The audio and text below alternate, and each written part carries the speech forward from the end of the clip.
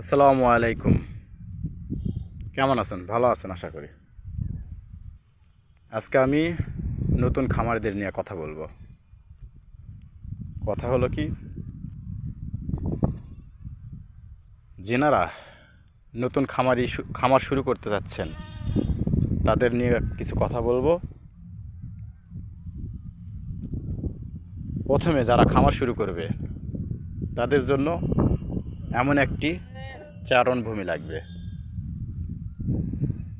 যাদের এমন একটি চারণভূমি আছে তাদের জন্যে গারল পালন উত্তম। 10টি, 20টি, 30টি, 50টি, 100টি, 500টিও পালা যাবে, সমস্যা নেই। এরকম একটি চারণভূমি লাগবে। আর যদি চারণভূমি না থাকে, বাড়িতে বেঁধে রেখে পালতে পারবেন, তবে 1টি, 2টি বা 3টি বা 5টি পালতে পারবেন, এর বেশি পালা সম্ভব নয়।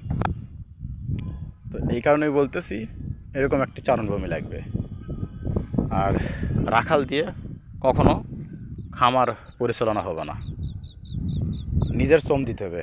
রাখালের পাশাপাশি নিজেরও শ্রম দিতে হবে। যেমনটা আমার এখানে একটা রাখাল আছে, ওখানে খাড়া হয়ে আছে দেখেন, আমিও নিজে শ্রম দিচ্ছি। এভাবেই আমাদের খামারটি পরিচালনা হয়। আর একটি কথা হলো,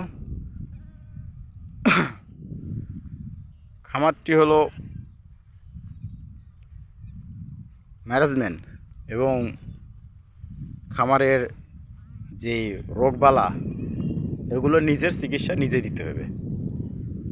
ডাক্তার যখন নিয়ে আসতে যাইবেন, তখন এক একটা ডাক্তারের সর্বনিম্ন ফি হতে পারে 500 থেকে 1000 টাকা। আর আপনার যদি এতগুলো গারল থাকে, তাহলে প্রতিদিন একটা না একটা সমস্যা থাকতেই পারে। আর এতগুলো গারলের জন্য যদি প্রতিদিন একটা করে ডাক্তার আসে, তাহলে আপনারা লসের সম্মুখীন হবে। এই কারণে বলতেছি, নিজের গারলের চিকিৎসা নিজেই জানতে হবে। পরিপূর্ণভাবে একটা ঘর লাগবে, আর এরকম একটি চারণভূমি লাগবে। এই চারণভূমি বাদেও কিছু আপনার ঘাস ব্যবস্থাপনা থাকতে হবে।